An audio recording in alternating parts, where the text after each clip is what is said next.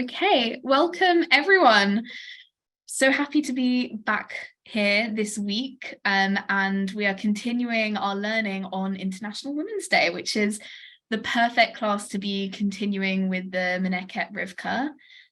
So welcome to Listen, Dear Esteemed Pious Women with Rabbanit Leah Sarna.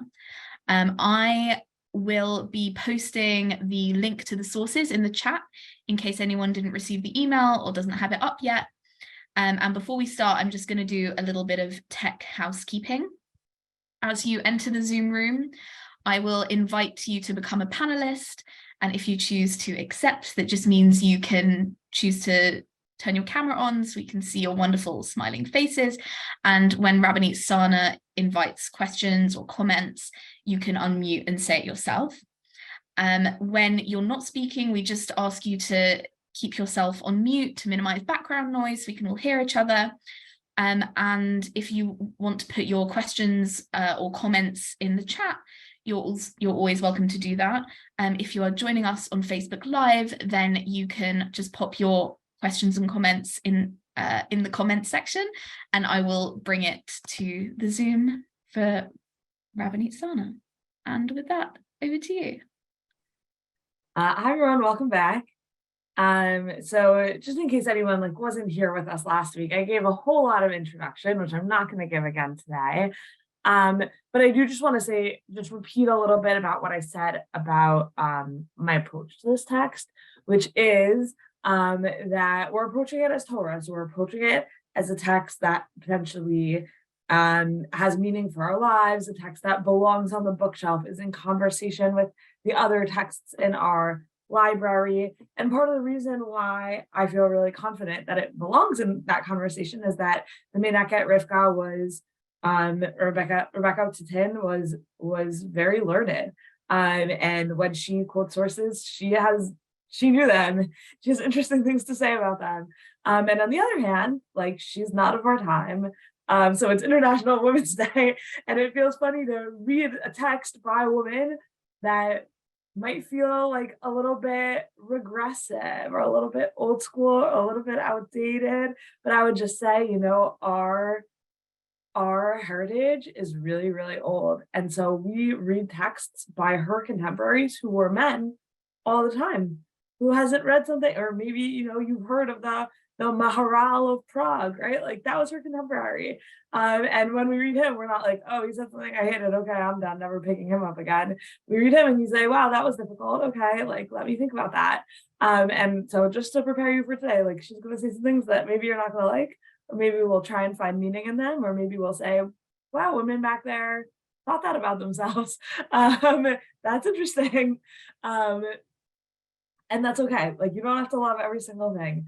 The scholar, Dr. Frauke von Rohden, wrote the introduction to the translation that we're working out of. She says, she was working within a patriarchal system and she had to succeed. So she says, certain things, whatever. And I feel like, I don't know. I feel that I can't know whether she believed what she was writing, or whether in different circumstances she would have believed something different. All we have is this piece of text by her and few little snippets here, there, other places. And we can read the text in all kinds of different ways. And I'll try and show that I think she is doing some interesting things within this text. But at the end of the day, we can only guess, how much a product of her circumstances she was or not. There's really no way to know. So with that, I just wanted to kind of lay the groundwork that we're just looking at it as a text that's hopefully going to give some meaning and might be in other ways complicated. And that's okay. That's every text in our bookshelf. Okay. So we're starting in the middle of chapter 1, not really the middle, basically the beginning, but we did a tiny bit last week. So last week we started with a homily that was basing itself on this verse in Tehillim that is basically we saw a feminized lech lecha, and the midrash we saw last week, the midrash we saw takes that pasuk, that feminized lech lecha, and actually applies it to Abraham. So you have these midrashim where they start with that pasuk, and then that's where you have Abraham and that palace in flames. and there was a second one also that we saw, just that we have these Abraham psukim referencing in conversation via the midrash with that pasuk that she started from, and she started from it very much on purpose because she's talking to women about, okay, you learned a certain thing in your parents' home, but you're trying to improve yourself, and that might mean leaving behind something that you learned in your parents' home and actually growing past there. Maybe your parents spoiled you. That's more or less where we left off last week. I'm going to be teaching that at Brandeis this Friday night, and I'm very excited because I think that population, the idea of like, I just left my parents' home and now I'm open to like moral exploration the way that I wasn't previously. Like I wonder how that's going to sit with like undergraduates. But anyways, if I learn anything exciting, I'll bring it back to you guys next week. Okay, so now we're starting on our kind of next homily, and this one's going to take root. We're still in chapter 1. These like divisions, by the way, they're my divisions. They're not her divisions. Her divisions are only by chapter. So yeah, I just wanted to clarify that. I thought it would just be easier to have like one kind of tight sheet that we're going through than juggling around different sources. So that's what I tried last week, and this week we're trying this. Thanks for sticking with me. Okay, so now we're starting this. So she starts with, we'll see in a second that she starts with a verse in Song of Songs 8. We have a little sister whose breasts are not yet formed. Mana asela achutinu. What shall we do for our sister? Biyom sheyudubar ba, when she is spoken for. Im chomahi nivna alea tirat kasef. If she be a wall, we will build upon it a silver battlement. V'imdalet hi natsur alea luach aretz. And if she is a door, we will panel it in cedar. Okay, so here we go. Here's where she's going with it. And so we're on the first page. We're in the Meneket Rivkah, chapter 1, folio 3a. And so we see that King David, peace be upon him, spoke of a daughter of Israel who should accustom herself to the proper path. That's what we were talking about. Spoke King David, the book of Psalms, which is the verse I was just telling you about. King Solomon, peace be upon him, said on the subject in Song of Songs, our verse, we have a little sister whose breasts are not yet formed. What shall we do for our sister when she is spoken for? If she be a wall, we will build upon it a silver battlement. If she be a door, we will panel it in cedar. Okay, here's an interesting, just to like point out how learned she is. What's about to happen is she's going to quote Rashi on that verse. Then she's going to quote a midrash from the Yalkut. And then she's going to give her own interpretation. Okay, which is just great. Like, who am I in conversation with? Yeah, Rashi, he's good. Okay, the Yalkut, that's good too. But let me tell you what I think. Okay, so that's where we're going. So she's going to quote Rashi, and I brought you Rashi, and she's going to quote the Yalkut, and I brought you the Yalkut also. So Rashi, and that'll just like show you how learned she is. Rashi explains as follows. It deals with the nation of Israel in exile. When the nations of the world harbor evil plans against Israel, Israel should be like a wall, and they will be unable to do anything to them. So Rashi says, what is this pasuk about? Who is our little sister? Our little sister is the nation of Israel in exile. And when people attack them, she should be, like a wall. She should be strong. So here's Rashi.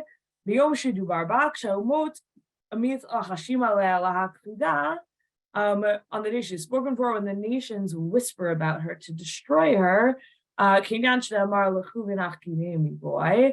matter is stated, come, let us destroy them from being a nation. If she is a wall, if she is strong in her faith and in her fear of God, if she can stand up against them like a copper wall, that they should not enter her midst.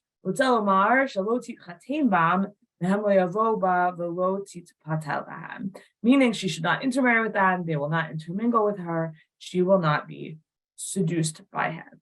So Rashi actually takes it in this even like more kind of sexy direction than she does. She just says, evil plans, be strong against the evil plans. And Rashi tells you how to be strong against the evil plans, which is don't intermarry, don't be seduced by them. That's how they're trying. That's the evil plan, and you have to be strong against it. Okay, that's Rashi. Here's the Yalkut. The Yalkut writes that it deals with the Torah, which is likened to a woman. As another verse says, say to wisdom, you are my sister. And this means in Yiddish. So again, if you were reading along in the Yiddish, you would see the verse quoted in Hebrew and then translated into Taich and Yiddish. So this means in Yiddish, tell wisdom, you are my sister. That's just kind of like, it reads funny in English. She is called little, which means that the Torah appears small, but it is large with commandments. So here we see that in the Yalkut. Achot lanu ketana zu haTorah shneimar emor lechokma achotiyat. Right, that's exactly what we just saw inside. We have a little sister. This is the Torah as it says. Say the wisdom, you are my sister. Ketana b'mar'eh v'gdola b'ma'asim. Little in visage, but great in actions. V'shadayim ein la, but whose breasts are not yet formed. Aval hi meneket lekol ha'olam. But she nurses the whole world. Shneimar dadeha yiravucha b'chol eat. Let her breasts satisfy you at all times. For more on that, you can actually check out the first in my series on breastfeeding. The Gemara has like a long read about how like the Torah is like breast milk, which is kind of great. And it's always there for you whenever you want it, which is obviously not most people's experience of breastfeeding, but that's the Gemara's imagination of it. Anyways, okay. She doesn't bring that part in either, but right. So she just says, what is right? This is always amazing. Like if you read the Art Scroll translation of Shir HaShirim, and it just like has nothing to do with the words. Like this is where that kind of comes from. That it's this midrashic interpretation of Shir HaShirim where it says, what is my little sister? My little sister is Torah. She's little because she's small and large with commandments. What are her breasts? Her breasts are also Torah. Right? Like that's the right. Or what does it mean that the Torah, right? Not that the breasts are Torah, but what is my little sister? Oh, she has breasts. Yes, and we know that the Torah has breasts because of this verse and the midrashic tradition surrounding that verse. So she doesn't exactly go into all those details, but you can tell like she knows the Yalkut, she knows exactly which verse the Yalkut quotes. She really like knows what she's quoting here, and you can imagine her like giving this. Right, we said last time, very likely these originated as kind of brachas, like verbal. She was a Firzogen who. She would while the Torah reading was going on, maybe she would be teaching Torah, or that she was maybe teaching Torah in private homes. It seems from the way she's like commemorated at the time, right, that she was like teaching all around different places. So this was like first given as an oral thing. So she would, right, you can imagine she would read the pasuk and she would say over a few different kind of classic interpretations of it, and you can imagine the people listening to her nodding along, either because they like know the Rashi and the Midrash, or because they're like, oh, I'm supposed to know the Rashi and the Midrash, very similar to how people listen to Divrei Torah today. And now she says, I could also turn the page, I could also explain the verse as follows. King Solomon, peace be upon him, spoke of a daughter of Israel who is still young. What should we do with our sister on the day when we must speak with her? Will she hold herself like a wall? That means, will she maintain proper standards in all of her actions, as is appropriate for a daughter of Israel? If so, she will be privileged with children who are Torah scholars and will be as prestigious as a silver building. And when it says whose breasts are not yet formed, the verse means one who is orphaned at a young age and has become an orphan without mother or father. Wait for it. This line is about to knock your socks off. Breasts means father. This orphan must be disciplined more than others. We're going to get back to the breasts means father, because that was quite jarring for me. But she actually, she knows her stuff. So we're going to see where she gets that from, but we're going to keep going in here for a second. Okay, so just to review where we came from, other than the breast and father thing, we have the verse. Her interpretation is, what does it mean? What do we want people to find when the Yom Dubarba, on the day when she is spoken for? We want her to be strong like a wall, and spoken for meaning like when people come to marry her. What is that? What is she supposed to? What is she supposed to be? Strong like a wall. She'll have proper standards in every way. And what's the benefit of those proper standards? What will she gain? She will gain children who are Torah scholars, and she'll be as prestigious as the silver building. So it's not that she'll use the silver to protect her. No, she is strong, and the silver gets built on top of her as a reward for her strength.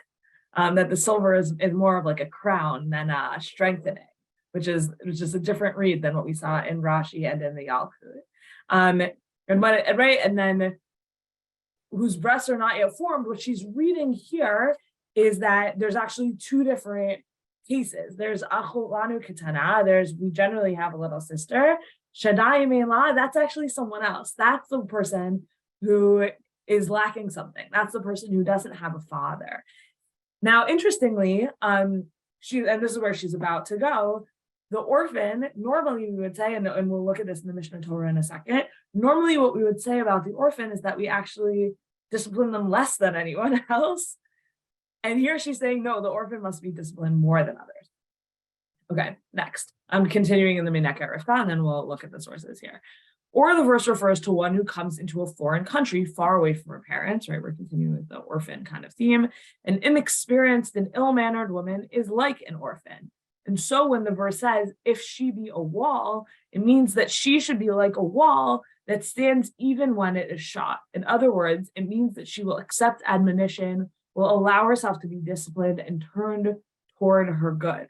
So now we have a wall that has undergone damage, but what's the damage? The damage is actually good for the wall, right? I think the damage is the discipline.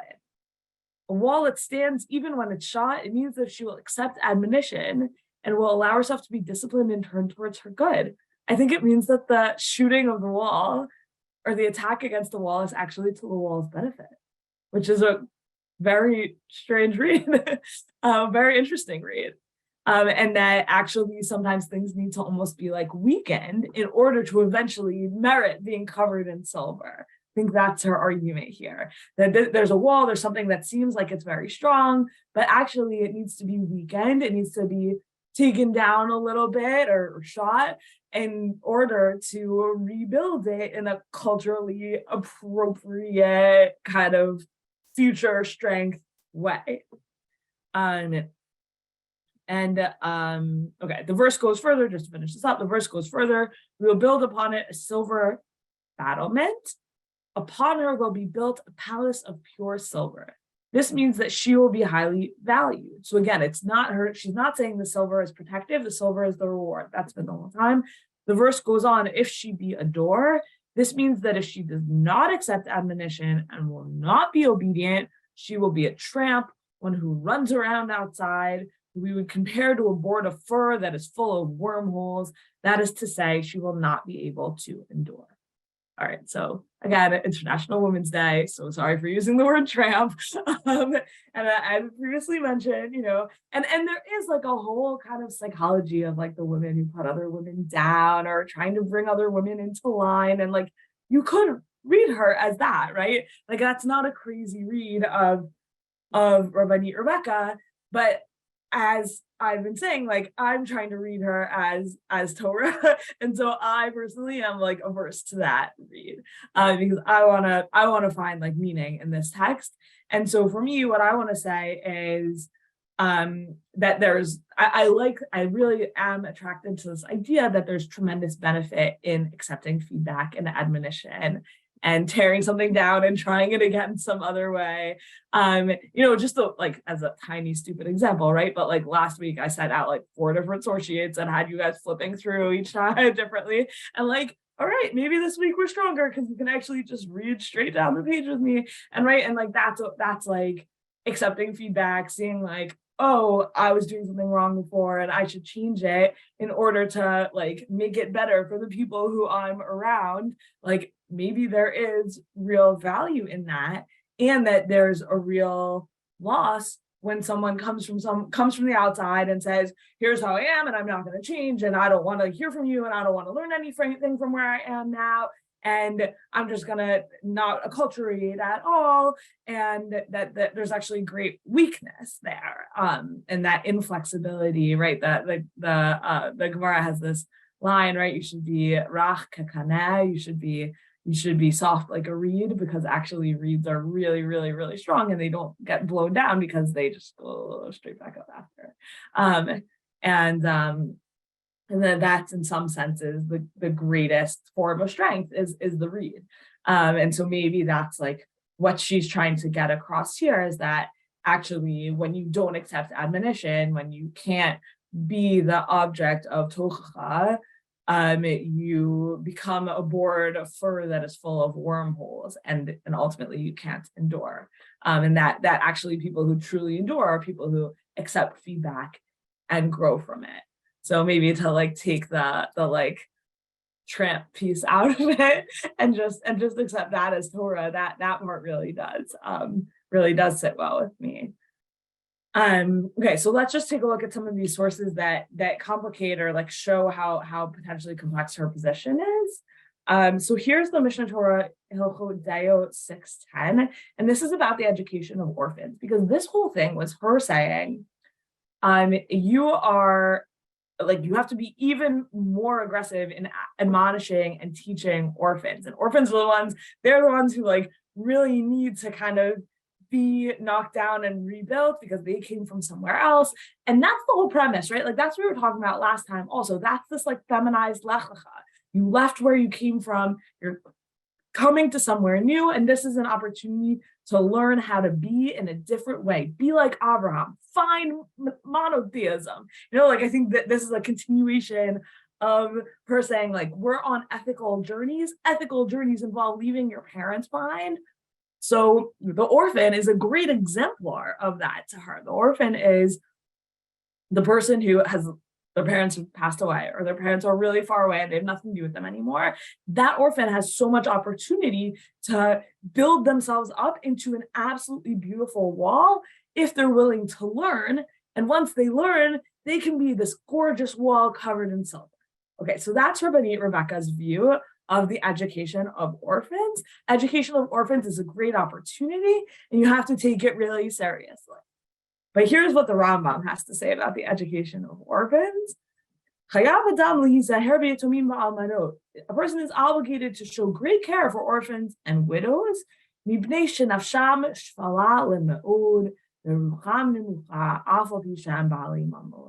because their spirits are very low, their feelings are depressed, and this applies even if they are wealthy. The Rambam says you have to be actually so careful with widows and orphans.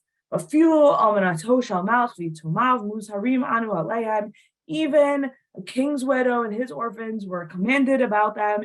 Do not mistreat any widow or orphan. The Gemara says, how are you supposed to deal with them? A person should only speak to them gently, and you should only treat them with honor, and you should not cause pains to their persons with overbearing work, aggravate their feelings with harsh words. And you should be more careful with their money than with your own.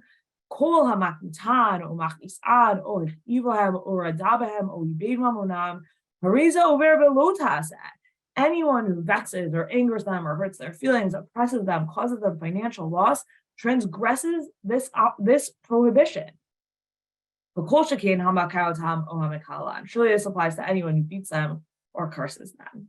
So then the Rambam adds in a caveat. When does the above apply? When you cause suffering for your own purposes. However,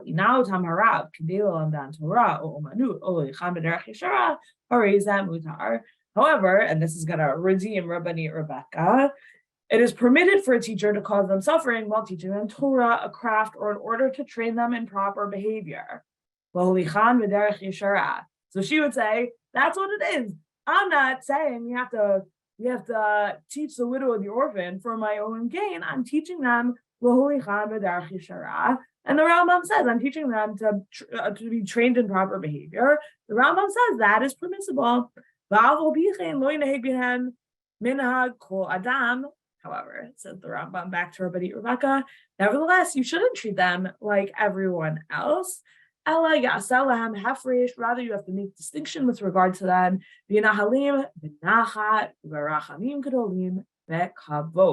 Rather, you have to treat them with gentility, great mercy, honor. That seems a little bit different than this orphan must be disciplined more than the others.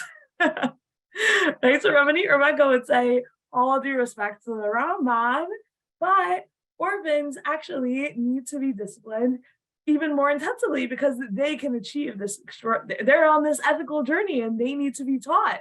And if they aren't taught, then it's a lost cause, she said. Or the Rambam says, orphans, it's very psychological, I think, how he begins, right? Their spirits are low, their feelings are all time, says the Rambam. You have to take that into account. No matter what you're doing with them, take into account that sadness.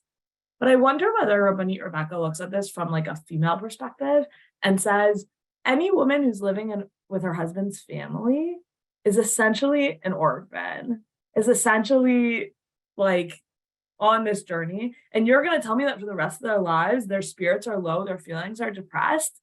I think what she's saying is like, no, they have this great opportunity. They left their parents' home. They can learn, they can perfect themselves, they can work on their ethics. And that's what they should be doing. This is an opportunity to grow. So I think she, in a way, is rejecting the Rambam's premise.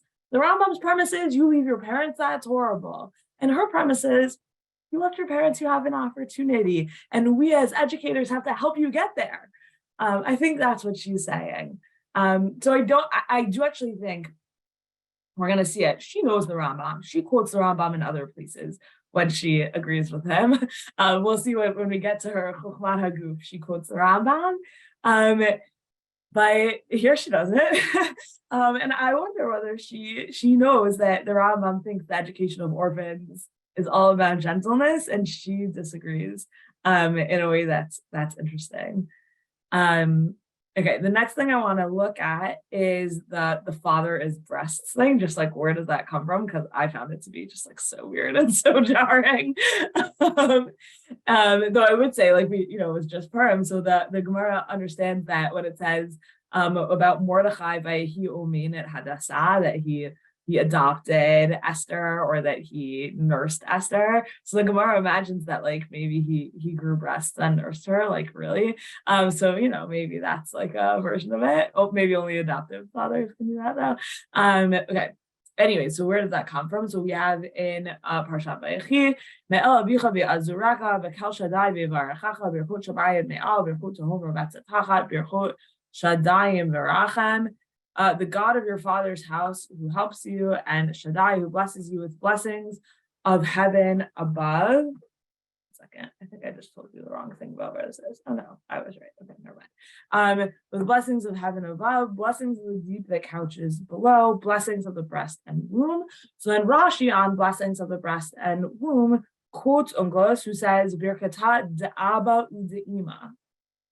Right? Blessings of the breast and womb. Ungos translates as Birkata de'aba u'de'ima. And then Rashi, I could have just brought you Ungos, but Rashi explains, Klomar, Yitbarechu hamolidim v'hayoledot. May those men who make births happen and women who give birth be blessed. Shiyu has harim mazriim tipa. Oh, this translation is bad. Sorry.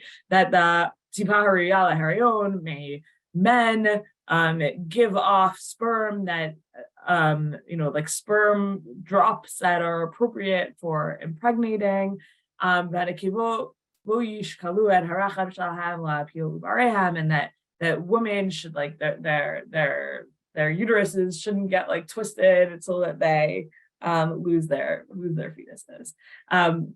So I think that this idea that like what is Shaddayim v'rachem? Well, we know what rachem, what the blessing for the womb is, but the blessing for Shaddayim is Abba.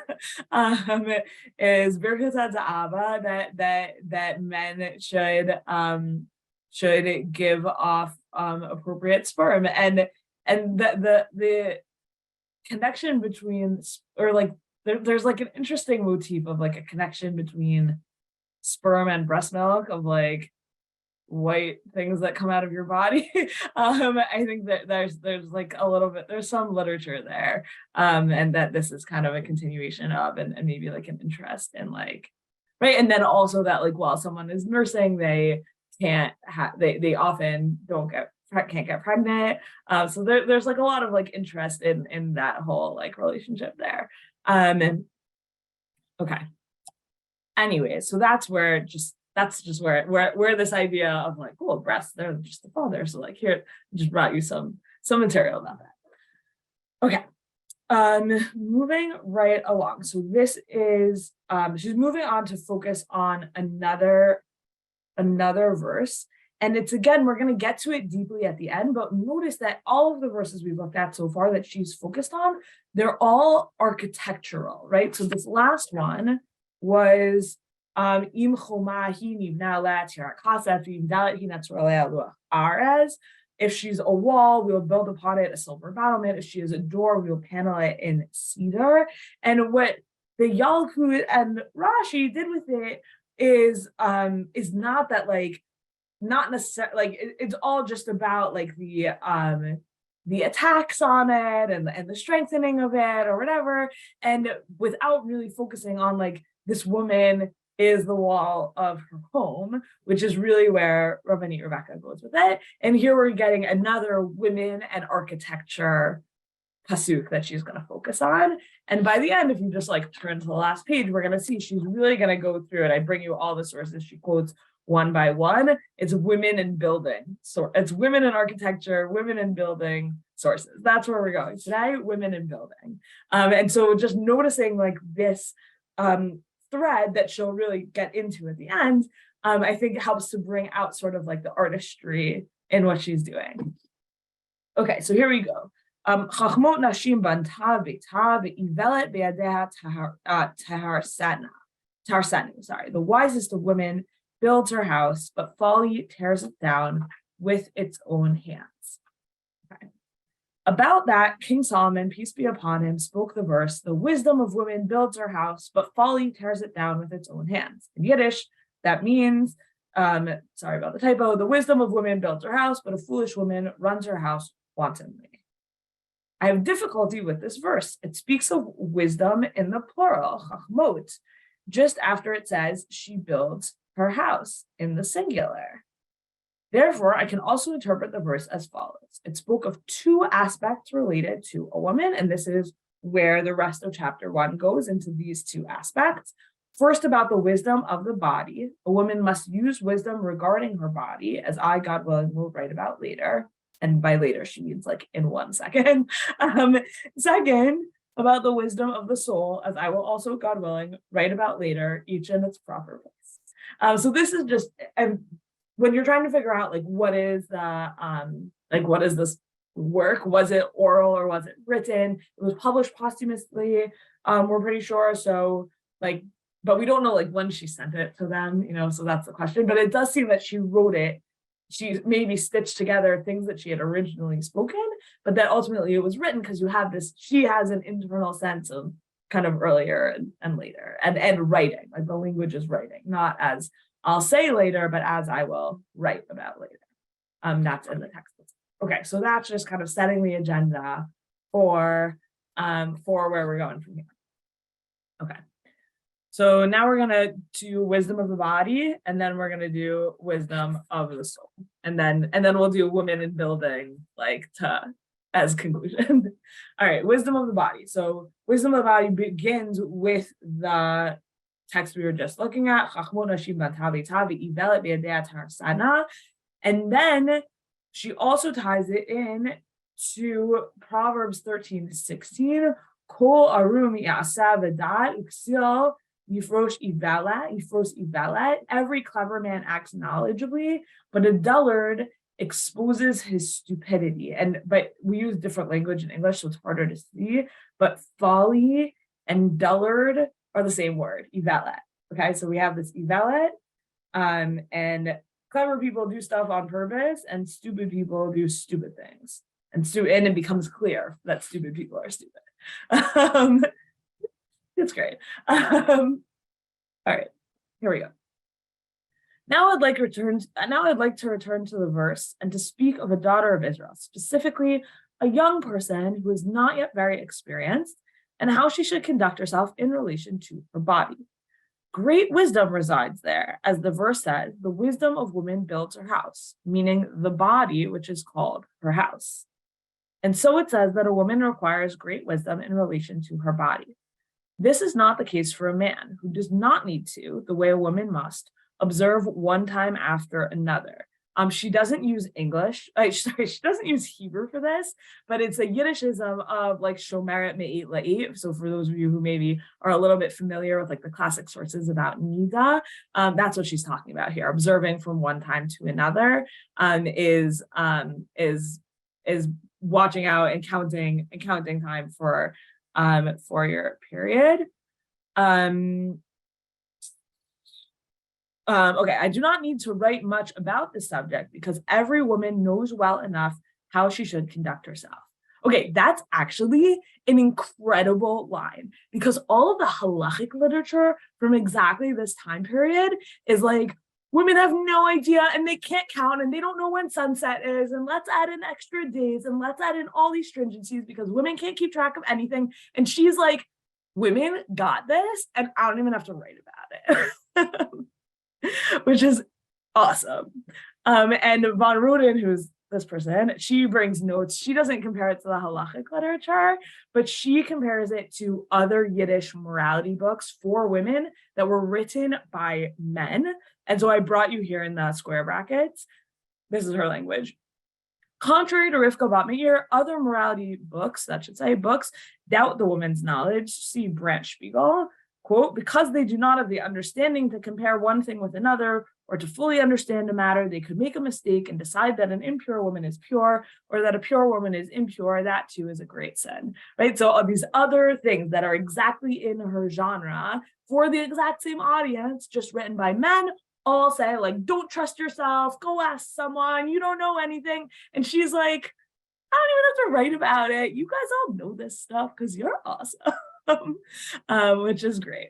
It's great. And the Yiddish, I didn't know about like the other Yiddish morality books, but I just think that's like nasty. Okay. So here, I'm going to keep going here. I'm in like the third paragraph. She should be prudent and sparing, but during her period, she should be careful not to damage her body. Otherwise, she will not be able to make herself pure. This is awesome because it's actually like a halachic approach or a halachic question that comes up not infrequently. People get injuries while they're nida, and then if you have a bandage or if you have a cast, God forbid, or something like that, or if you, I mean, I think maybe in a her day especially, any open wound, you can go to the mikvah with an open wound, but in her day, you're risking infection with an open wound in a way that's like quite, I don't know. I once used like a kalim mikvah with an open wound on my hand and I got infected. So like, I think there's both like a practicality here of if you get injured, like don't go to the mikvah because that's dangerous. Because I'm sure it would have been easy. You know, they weren't brominating or changing the water out of their mikvah all the time the way that we are. I think there's something like quite practical about that, even just from a health perspective. But then also if you need a bandage or if you have a cast, I don't know enough. Someone here can chime in with the history of medicine. Like, would they have had casts in the 1500s in Prague? Probably, right? Or something in that direction. You gotta imagine. Like what, or stitches. I have no idea when people started doing that. Similarly, so like going to the mikvah with stitches, very complicated. So she says, right, you have to be super careful. Don't get any injuries when you're nida, or else you can't go to the mikvah. And so it's not actually about like health. It's not about like health ever, right? She's not saying, oh, like never get injured, which is also a really normal thing to say. Like I would imagine she doesn't, like it's always bad to get injured, but especially when you're nida. She says, in this regard, King Solomon, peace be upon him, said, folly tears it down with its own hands. This means foolishness destroys her house willfully.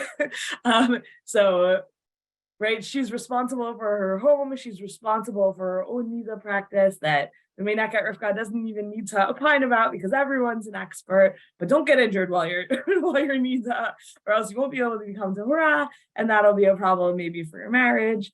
Could tear down your house with its own hands. On this, a verse says, right, so if folly tears it down with its own hands, ivelet biadat harasta, that's Proverbs 14. And then she says, on this, a verse says, and connects it by linking this word ivelet to every clever man acts knowledgeably. This means in Yiddish, every prudent person does everything with sense and reason. So you get a sense of just also her facility with the texts in Tanakh, that she's like, oh, that word, oh, I know it also from over here. It's all connected. That's like pretty cool. Okay. Our sages, may their memories be a blessing, also write much about the things a person should be alerted to, that he should take care of his body and eat nothing unhealthful. If he should, God forbid, become sick, he cannot fulfill many of the commandments, and he otherwise can when he is healthy. Maimonides writes on this matter, so I told you, she knows Maimonides. He who guards his mouth and tongue guards himself from trouble, means that one should guard his tongue from slander and his mouth from unhealthful foods, since many illnesses, God forbid, come from them. Therefore, the verse uses a pleonasm, the Yiddish and the Hebrew. She uses Hebrew here, kefal lashon. So it's mouth and tongue, right? That's the kefal lashon. That's the doubling. Why does it need to say mouth and tongue? Therefore, the verse uses the pleonasm, mouth and tongue, in order to show that it applies all the more so for a woman on this. Right, so maybe the mouth is for the man and the tongue is for the woman, or something like that. Like, I think that's the idea. On this, Solomon, peace be upon him, said, "Folly tears it down with its own hands." This means foolishness destroys her house willfully. So again, just by way of pointing out also some of her homiletics, we read it and I was giving commentary in between, so I was disrupting the flow. But if you had read it straight, you would have heard her quote the same verse bunch of times, and then another verse that uses a lot of those same words. And what that means is that as a listener, you're also, by the end of this, you're walking away really kind of knowing this verse,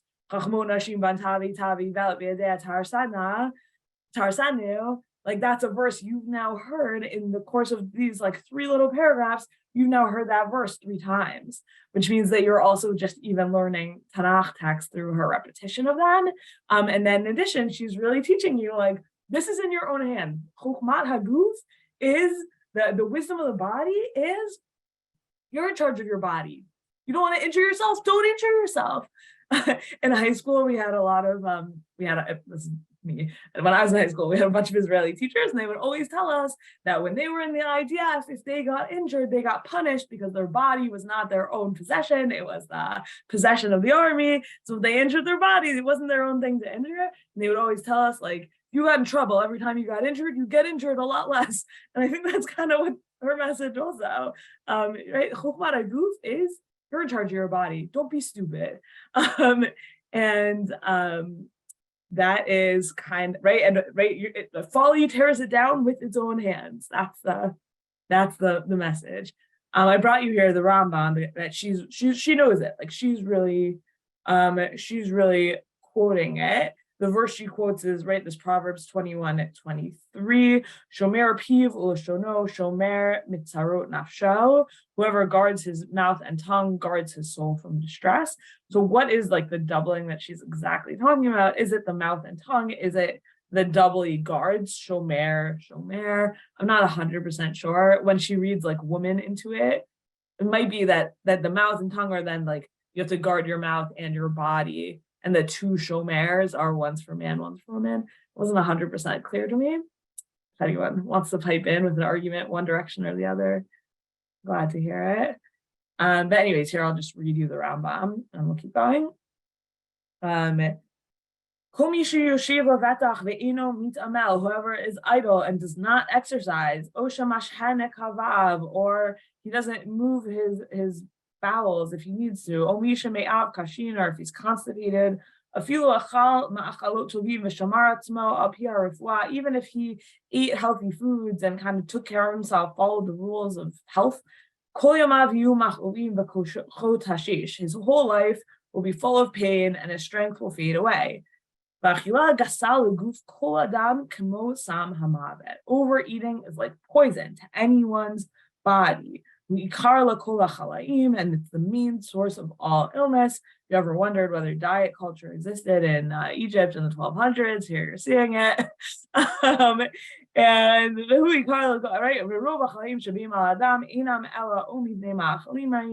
anyone who gets sick, it's because they either ate bad things, or he overate, even if you overeat from foods that are really good, like that are good for you. Whoever guards his mouth and tongue guards his soul from distress. So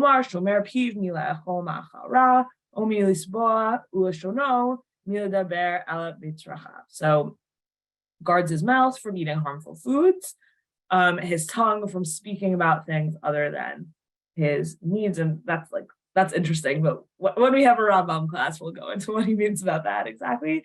But she quotes it kind of interestingly, right? So she quotes it saying, she quotes the verse, then she says, you should guard your tongue from slander, your mouth from unhealthful foods, since many illnesses come from them. And then she's the one who adds in this reading of, oh yeah, and this verse that my mom these quotes, clearly because of this kefal lashon, because of this like double language, clearly it must also apply to a woman. So I think one thing that's cool there is, or like interesting at least there, is that she's reading the Rambam and saying, oh, maybe the Rambam is only talking to men. And so let me explain to you. You might have thought that the Rambam is only talking to men. Let me explain to you how it's always also talking to women. And I always kind of wondered about, I love that because I always wondered whether it was like a modern phenomenon that women encountered these texts and wondered, how do I fit into it? Like, is the Rambam, does he have in mind all the Jews, but he just happens to speak in the masculine? Or does he actually only have in mind men? And then like, I'm just kind of left afloat. Like, I don't know what the Rambam thinks I should do. And you like, I think our generation of women learners, sometimes we feel like, well, we're like the first women to ever encounter these texts and ask these questions, so everyone else just kind of learn mimetically how to keep mitzvot from their moms, or, you know, someone told them, but they didn't actually kind of spend a long time reading the Rambam inside, so they didn't have those types of questions. And here you kind of see her. Clearly she knows the Rambam. Clearly she's able to quote it up to and including his proof texts, right? And she kind of hints at like, yeah, I have to add in extra evidence that the Rambam applies to women. You know, like it's not obvious the Rambam applies to women, but you have this doubling of the language of the verse, and that seems to me evidence that this verse here is actually, yes, talking to women. And what that then opens up, by the way, is like a whole possibility of, well, maybe there needs to be a whole separate like women's library or like a whole separate like realm, right? Like if you can't as a woman just read the Rambam and understand whether he applies to you or not, then you need something else that you're going to read. And I wonder whether that's maybe like a little piece of like her argument for why she belongs on the bookshelf potentially. Okay. Now, oh my gosh, I can't believe how quickly time is running out here. Okay. So here we have our next building pasuk. It doesn't specifically talk about women. So last one, right, was the wisest of women builds her house. Here we just have through wisdom is a house built. And by understanding it is established. And by knowledge are the chambers filled with all precious and pleasant, right? So we had just had chokhmah, bina, da'at. So anyone who's Chabad, I'm sure, has lots of feelings about chokhmah, bina, and da'at. That's what Chabad stands for, chokhmah, bina, da'at. And there's a lot about this in like Lurianic Kabbalah. And it's kind of unclear like how much of any, like how Kabbalistically informed she is. Either I don't know enough about Kabbalah in order to read it into her, or I don't see it from the little that I know. But someone who knows a lot more about Kabbalah than I do will read her and will give a different class than I do. Okay, but that's the verse that she's kind of riffing on in this section. So King Solomon, peace be upon him, also said in this matter, a house is built by wisdom and is established by understanding. By knowledge are its rooms filled with all precious and beautiful things. This means in Yiddish, just going to repeat it, with wisdom the house will be built. That is to say, this also refers to the wisdom of the body, which is compared to a house, as I wrote above. With reason it is maintained. This is the wisdom of the spirit, which is the soul. This means how a woman should take care of her soul. And with good sense, her rooms will be filled with precious and valuable ornaments. This means to say that when she directs her body and soul in proper paths, she will merit children who will be held to more precious and valuable than pure gold. So she's reading this verse as wisdom, a house is built, but wisdom needs to go hand in hand with understanding, and understanding is this chokhmat hanafesh, or chokhmat, like the wisdom of the soul. So wisdom of the body is chokhmah, wisdom of the soul is tvuna, is bina for her. Okay. On this, one does not need to bring many proofs, but we can also learn it from the verse, he established households for them. And I bring this for you just if you turn the page over, but we'll look at it all together in a second. This means in Yiddish, and he made them houses. This verse is located in relation to Yocheved and Miriam, where this coming verse also appears, and because the midwives feared God. This means that since they had fear of God in them, God, may he be blessed, built such houses for them, from which they merited to have children who became priests, Levites, and kings. And so it also says regarding Bezalel, who descended from Miriam, he has endowed him with a divine spirit of knowledge, ability, and skill. This means in Yiddish, and the Spirit of God filled him with reason, insight, and wisdom. Therefore, every woman should hold herself in holiness and purity. As our sages write, everything depends upon a woman. I love this. As our sages write, everything depends upon a woman. I don't know where that's from, but that's great. And yeah, so she has this using Miriam and Yocheved. So if you turn the page, you get all the sources for this, right? So because the midwives feared God, and in the Torah, we don't know that the midwives are called Shifra and Pua, and it's only the midrash that connects Shifra and Pua to Miriam and Yocheved. So because the midwives fear God, he established households for them. What are these households? So here we see in Shmot Rabbah, Rav Levi Chadamar Batei Kehuna Ubatei Leviah V'Chadamar Batei Malchut. Rav and Levi, one said the house of priests and the house of Levi, the other said the house of kingship. Batei Kehuna Leviah Moshe Aaron. So the houses of priests and the houses of Levi, that's easy enough, right? We know Yocheved is Moshe and Aaron's child, so that all makes sense. Batei Malchut, but where does the kingship come from? Oh, that's from Miriam, Lefisha David Bami Miriam, because King David is a descendant of Miriam. I feel like we don't spend enough time talking about Miriam's like amazing lineage. According to the midrash, it's not really in the Torah anywhere. But yeah, so like the midrash understands that Miriam married Khalif ben Yehuda and had all of these like amazing children, eventually King David. And then so how did we get to Bezalel? That was also news to me. I think I just had never thought about it before. And I have a son that I named for this Bezalel. Bezalel ben Uri ben Hur Latei Yehuda, right? So we have Bezalel, son of Uri, son of Hur, the tribe of Judah.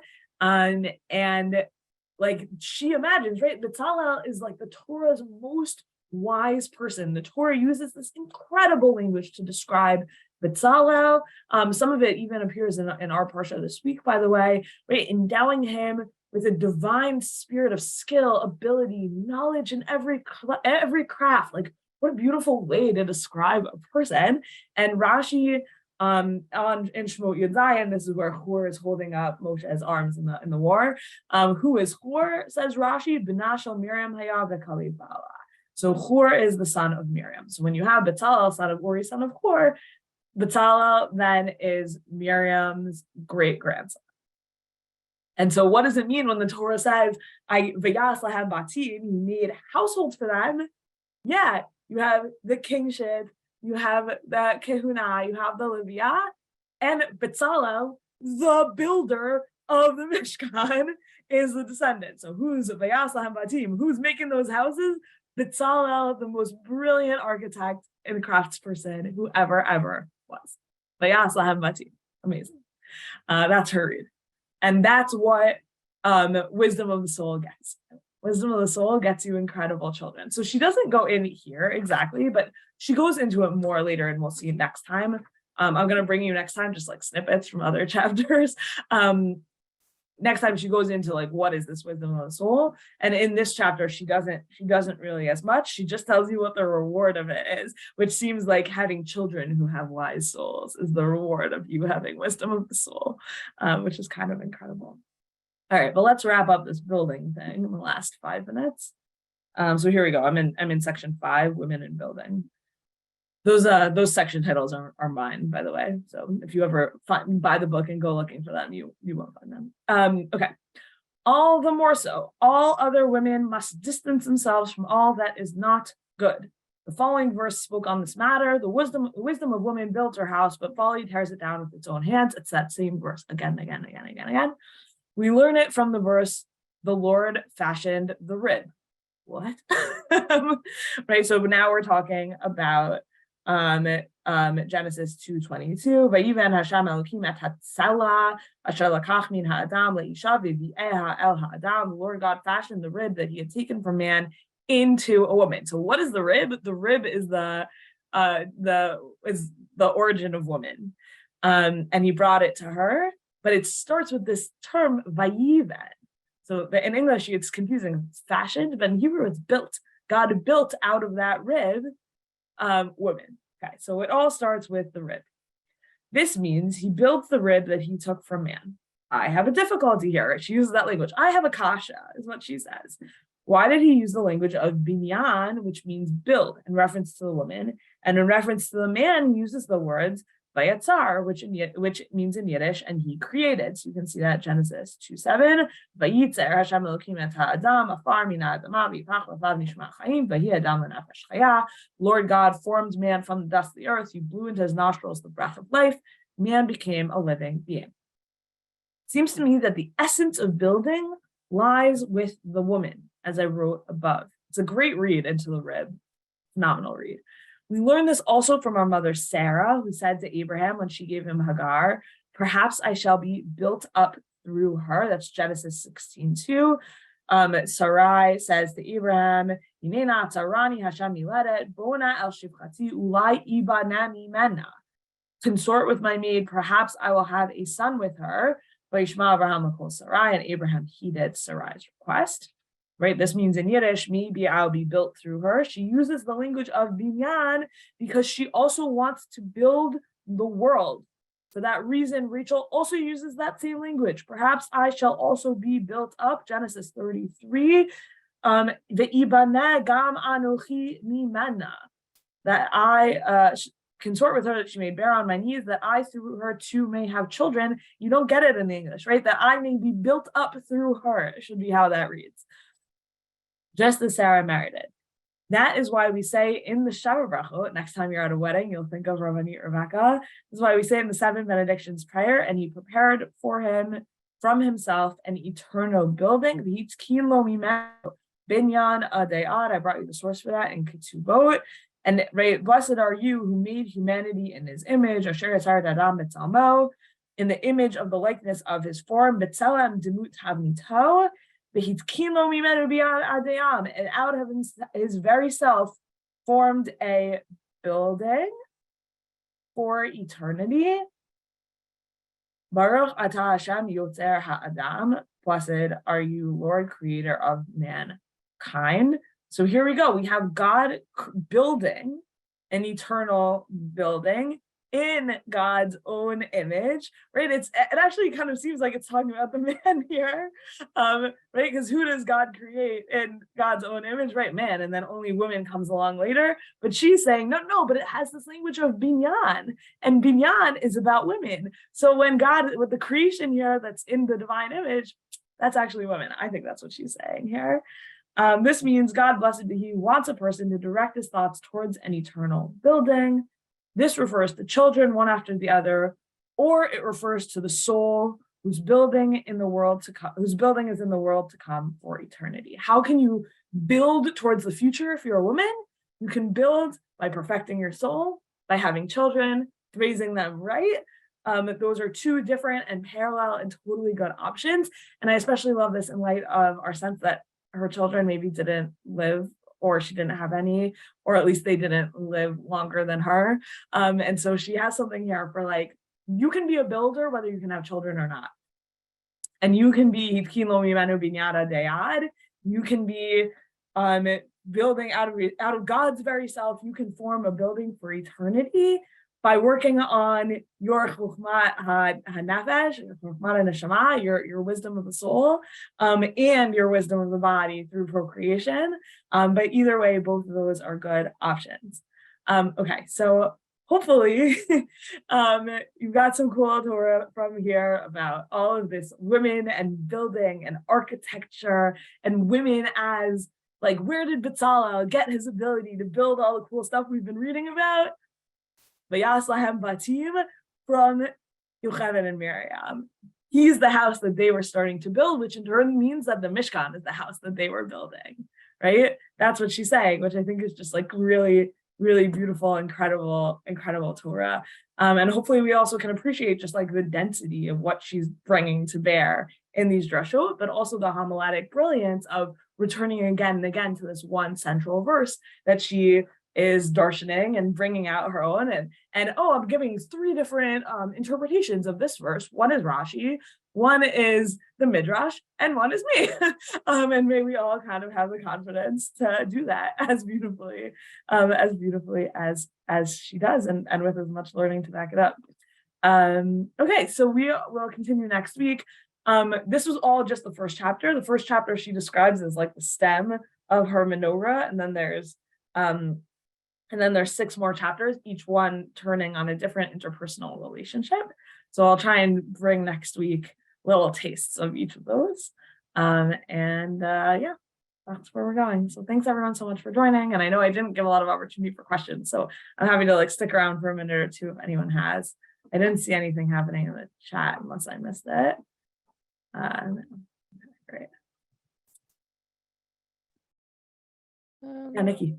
Yeah, if it's okay, just to say sort of not as well prepared remotely as to be precise, but a little later, because I was looking last week as it happens at some techinas. So one by a person apparently named Rebbetzin Sora, who was the great-granddaughter of the head of the Beis Din or the congregation in Brisk. Okay. Oh, amazing. I've heard of her, but I haven't read any of her work. Okay, and so in this part, the reason I'm bringing it up is she talks about Nida, what a surprise, in one of the tchinas, and so I have to look at this the wrong way, sorry.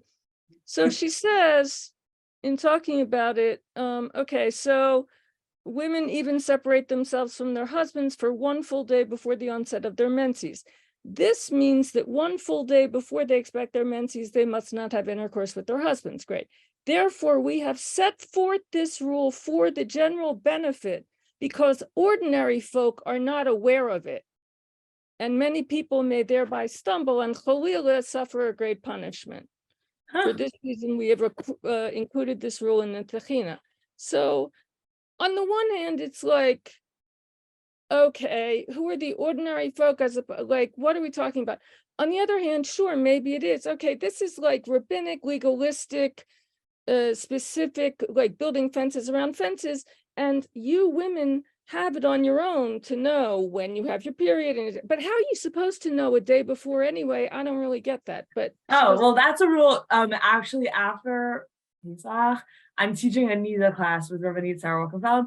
And we talk about this a little bit. This idea is, it's called vestot, and there's a few different ways to calculate it. And it's like a whole complicated, like half of Masachet Nida is exactly about this question. But it's either like exactly 30 days since your last one or the same day of the Hebrew month, or if you have like some kind of like body circumstance, like I don't know if you always like sneeze right before you get your period, then like that would be your Veset. There's like a million different versions of it.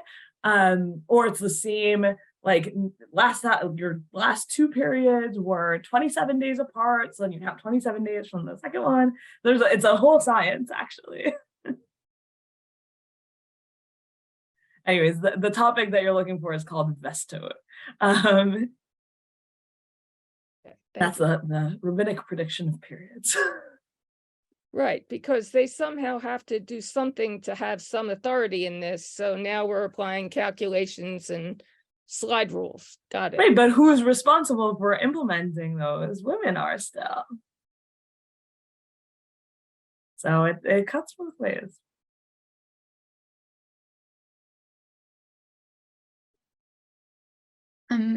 All the all the kind of talk of builders kind of reminded me of that. Don't read Benayich, read Bonayich.